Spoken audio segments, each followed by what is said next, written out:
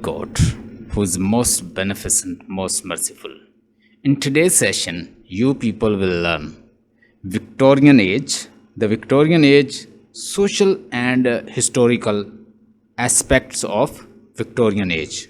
As I have told you, in Victorian era and Victorian age, we've got lot of work of novels. So lot of novelists were over there. They've been working on novel like Jane Austen. We've got Charles Dickens and Thackeray, William Thackeray.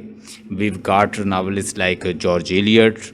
So then Henry Lewis, one of the philosopher as well, he was also writer. So there were many writers, especially in Victorian age, and the leading writers like novelists like we've got Charles Dickens. So this age been dominated by William Thackeray and Charles Dickens like leading characters, leading novelist. So we see the true reflection of life in these novels. So let's discuss Victorian age. Victorian age जो है वो start होती है, इसको हमने पहले भी discuss किया हुआ है, मैं थोड़ा सा बता देता हूँ. विक्टोरियन एज स्टार्ट होती है इंग्लिश लिटरेचर में 1837 से 1901 पर, जब मलका विक्टोरिया जो है वो इंग्लैंड की क्वीन बनी है. ये क्वीन बनती है इंग्लैंड की, और इसकी शादी होती है जर्मनी का प्रिंस होता है, उससे इसकी शादी होती है. वो इसकी मदर का नेफ्यू होता है, तो इसकी मदर की ख्वाहिश थी कि वो शादी करे किससे, जर्मनी के प्रिंस से, जो कि उसका नेफ्यू था इसकी मदर का. तो ये जब उसको देखती है बड़ी मुतासर होती है, and she inspired from him and got married. They both had 9 children. 9 बच्चे थे इसके. ठीक है. और बहुत सारा जर्मन कल्चर जो है, जर्मन जो वे ऑफ थाट्स हैं, चूंकि वो जर्मनी का था तो वो इंग्लैंड में लेकर आया. ठीक है. और ये उससे बहुत ज़्यादा मोहब्बत करती थी. कहते हैं कि जब उसकी डेथ होती है उस जर्मन प्रिंस की, तो she became desolate and dejected.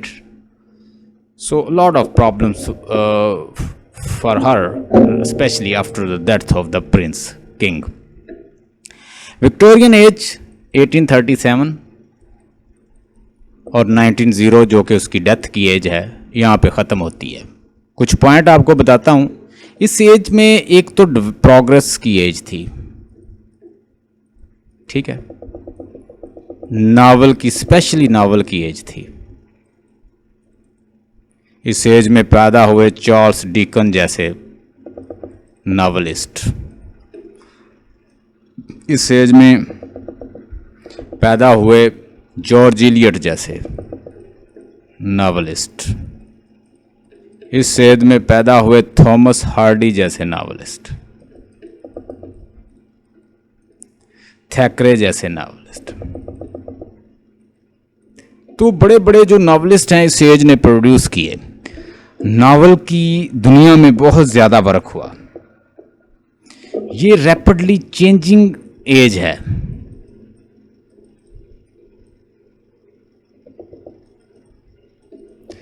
Materialistic society थी.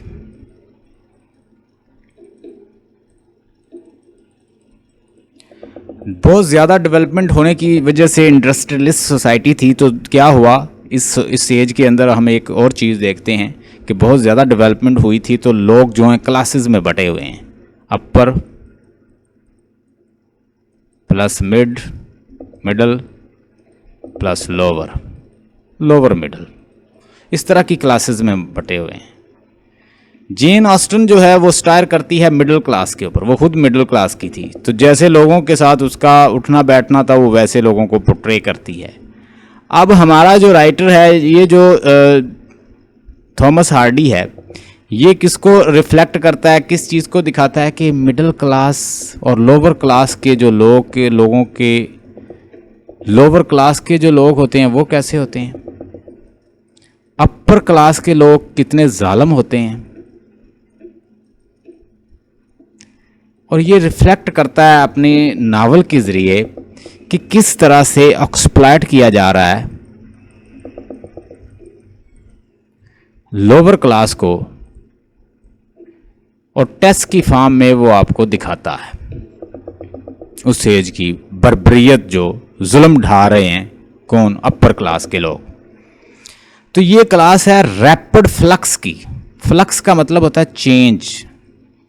This age is the age of change, industrialisation, ठीक है, और साइंटिफिक प्रोग्रेस। क्या साइंटिफिक प्रोग्रेस हुई थी इस एज में? एक तो इस एज में डार्विन थ्योरी आ गई थी। डार्विन ने क्या कहा था, उससे पहले जो है मज़हब किसी ना किसी फॉर्म में, पॉप जो था, मतलब जो पार्सन थे या जो रिलीजन था, वो किसी ना किसी फॉर्म में इससे पहले वो कंट्रोल किए हुए था इंग्लैंड को, किसी ना किसी फॉर्म में भी, चाहे वो डेवलपमेंट भी हुई थी तब भी किए हुए था। लेकिन जैसे ही डार्विन थ्योरी आई है, उसने कहा कि इंसान जो है उसका स्टार्ट एडम ईव से नहीं हुआ। एडम ईव उसका स्टार्ट नहीं है, वो कहते हैं कि ये एक एवोल्यूशनरी प्रोसेस के ज़रिए बना है इंसान। कि जितने भी इंसान हैं ये एक ही ऑर्गेनिज्म से जुदा हुए हैं, डार्विन थ्योरी ने कहा।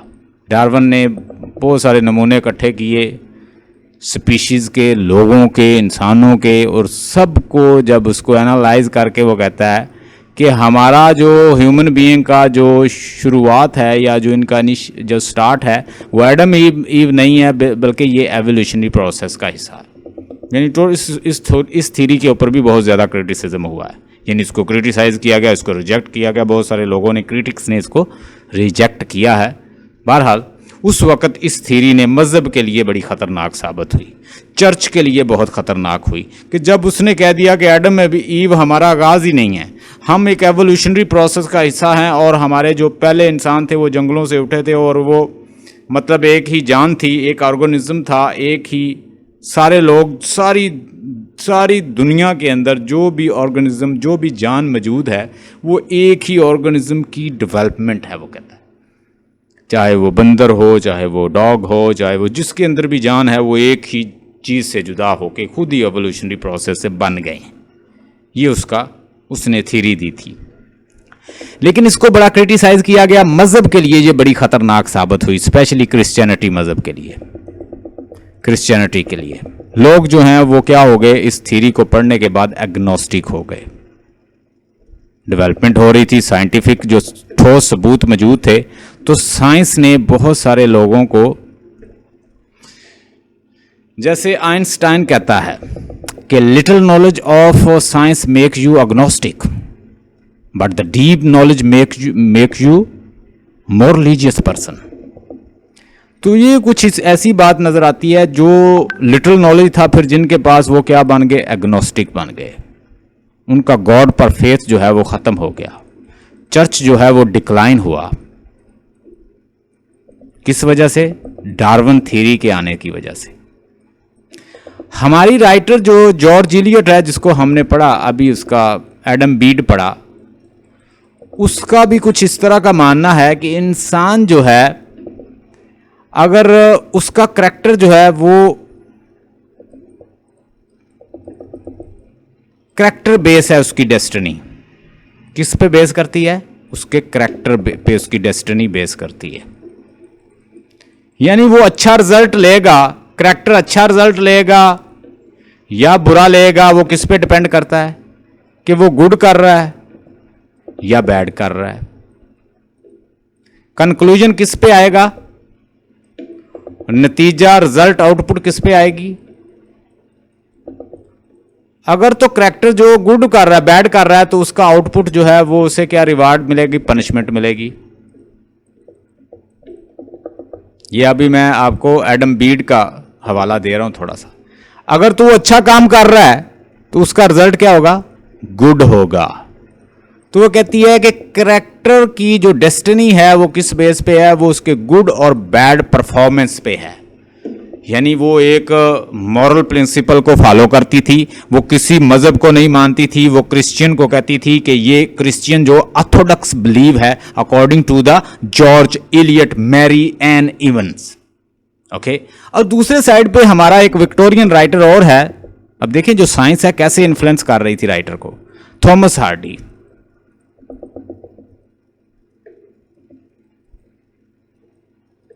थॉमस हार्डी जो है ये भी, इसका भी खुदा पे बिलीव नहीं है, गॉड पे बिलीव नहीं है, ये बन गया है फैटलिस्ट। इसके बारे में कहा जाता है फैटलिस्ट है, लेकिन वो खुद को कहता है कि मैं मिलोरिस्ट हूं। I am not a fatalist, मैं बिलीव करता हूं करेक्टर की एफर्ट के ऊपर। ये कहता है कि करेक्टर जो है वो क्या कर सकता है, एफर्ट करके वो डेस्टिनी से लड़ सकता है और अग्नि टॉर्चर्स के साथ लड़ के नेचर के साथ दस्तों गिरेबां होके वो अपनी मंजिल जो है हासिल कर सकता है। हम देखते हैं कि उसके करेक्टर जो हैं बड़े हार्ड होते हैं, वो लड़ते हैं, फाइट करते हैं और अब खुद पेरिश हो जाते हैं, लेकिन वो अपनी कोशिश नहीं छोड़ते। ठीक है, अब देखिए इससे हमें बहुत कुछ राइटर के बारे में पता चल जाता है। जब हम राइटर के बारे में लर्न कर लेते हैं तो उसका करैक्टर तो उसकी रिफ्लेक्शन ही होता है ना। लिटरेचर क्या होता है, कहते हैं कि literature is a reflection of life. तो लिटरेचर जब रिफ्लेक्शन होता है तो राइटर जो होता है वो बहुत सारे एक्सपीरियंस जो है अपने करैक्टर, अपने वर्क के अंदर डाल देता है। उसने कहा कि मैं मिलोरिस्ट हूं, मेरे करैक्टर जो हैं वो फाइट करते हैं डेस्टिनी के साथ और लड़ते रहते हैं, दस्तों गिरेबान रहते हैं नेचर के साथ और हत्ता के उसको जीतने की कोशिश करते हैं, अपना लोहा मनवाने की कोशिश करते हैं, एफर्ट करते हैं, हार्ड वर्क करते हैं। I am a meliorist. लेकिन लोगों ने जब उसके ओवरऑल वर्क को पता चला, उसके वर्क को देखा, तो वो लगता है रियलिस्ट, वो रियलिटी दिखाता है। ठीक है, तो एक साइड पे मैं जॉर्ज इलियट के बारे में बता रहा हूं कि इसके ऊपर भी देखें साइंस ने इतना अफेक्ट किया है, इतना इंस्पायर्ड कर दिया है उस एज ने। यानी वो विक्टोरियन एज में जैसे डेवलपमेंट हो रही थी, प्रोग्रेस हो रही थी, थीरीज आ गई थी, बहुत सारी डेवलपमेंट हो गई थी, प्रोग्रेस, मटेरियलिस्टिक एज, इंडस्ट्री की एज और मैन सेंटर्ड एज और सेल्फ सेंटर्ड एज, और इससे सारी चीज़ें कंट्रीब्यूट करके राइटर्स को क्या टोटली बना रही हैं एग्नोस्टिक, और उनको क्या बना रही हैं, मज़हब से उनका जो बिलीव है क्रिश्चियनिटी से दूर करती जा रही है। ये साइंस जो है उनको डाउट, एग्नोस्टिक, स्केप्टिसिज्म, इस चीज़ों में धकेल रही है साइंस। जब डेवलपमेंट होती है तो लोग बहुत कुछ, ये पॉइंट बड़े अहम हैं। जैसे ये मैंने बताया कि एग्नोस्टिसिज्म किस तरह आता है, जब साइंटिफिक इंक्वायरी और डेवलपमेंट होती है तो साइंस के जो ठोस 2+2 = 4 वाले फार्मूला जो हैं वो क्या है, जीत लेते हैं। किसको? अब्स्ट्रैक्ट बिलीव, मज़हब के बिलीव को। अब जो मज़हब का बिलीव है वो क्या है, अब्स्ट्रैक्ट है। उन्होंने कहा कि गॉड जो है वो ट्रिनिटी की फॉर्म में होता है। क्रिश्चियनिटी क्या कहती है, गॉड जो है ट्रिनिटी की फॉर्म में होता है। अब जो 2+2 = 4 के फार्मूला में को मानते हैं वो तो नहीं मानेंगे, ट्रिनिटी 1 होता है। यानी holy trinity according to Christianity 1 + 1 + 1 = 1। अब हमें पता है कि 1 + 1 + 1 ये 3 होते हैं, वो कहते 3 का 1 होता है। वो ऐसे ट्राइएंगल बना के उसको फिर साबित करते हैं 1। अब मैथ वाला तो ऐसे नहीं मानेगा कि वो तो बताएगा 1 1 1 और उसे 3 कहेगा। तो वो कहती थी कि ये जो बिलीव है ये जॉर्ज इलियट, ये बड़ा ऑर्थोडॉक्स बिलीव है, ये डॉगमेटिक किस्म का बिलीव है। She does not accept this. Anyhow, वो कहती थी सारे मज़हब जो हैं एटलीस्ट कोई ना कोई मोरालिटी बताते हैं, but she does not like this.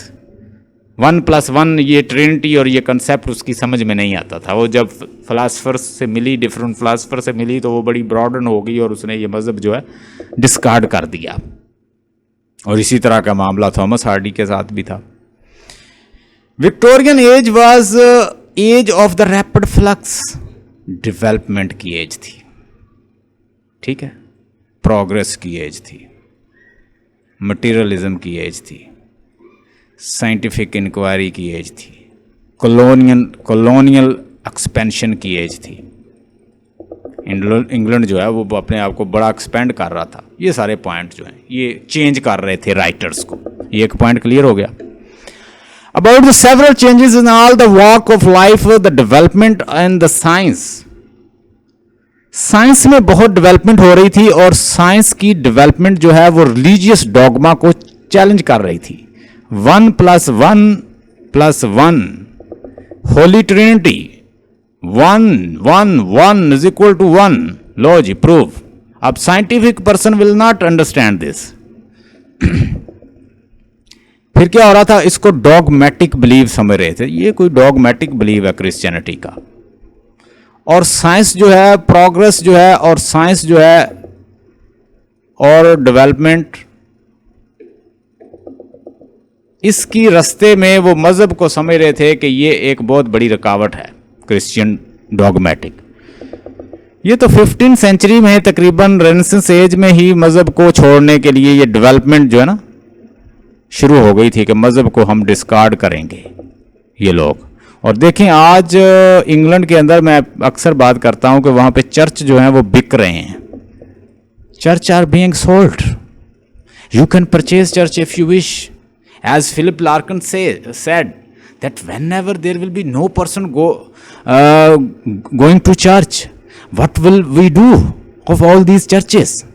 Or will make it just like a box, a center for what kind of thing, or you can say that the center we can transform these churches. In churches को हम किस चीज का centre बनाएंगे? Whether for the animals or will make it just animals? क्या इसे animals के लिए बनाएंगे? What will make it? या शीप्स के लिए बनाएंगे? गोट्स का बनाएंगे कोई फार्म्स? एनिमल्स का फार्म बनाएंगे? What will turn it into? इसको क्या टर्न करेंगे? किस चीज में टर्न करेंगे? किस चीज में इसको चेंज करेंगे? People were worried. तो वो अग्नोस्टिसिज्म, चेंजिंग इन बिलीव और साइंटिफिक आइडियाज, ये all put together they were challenging dogmas and Christian religion and especially science like theory, Darwin theories.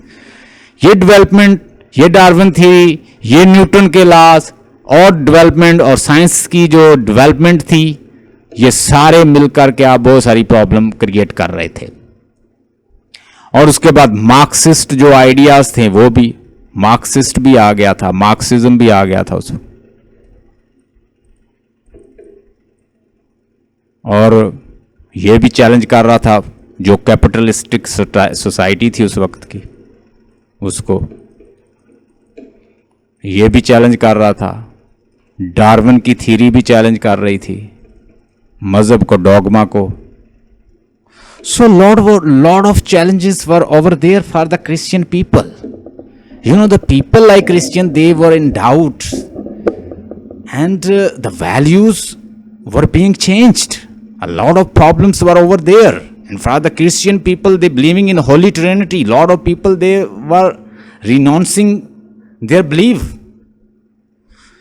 Belief को छोड़ रहे थे, डॉगमा को चैलेंज हो रहा था। डेवलपमेंट की साइंस इसको एक बहुत बड़ी ऑब्स्ट्रक्शन समझ रही थी। साइंटिफिक माइंड के लोग लिटरेचर के अंदर इसको डिस्कस करने लगे। उसके बाद Darwin's influence on the religious beliefs, industrialisation brought in its wake materialism.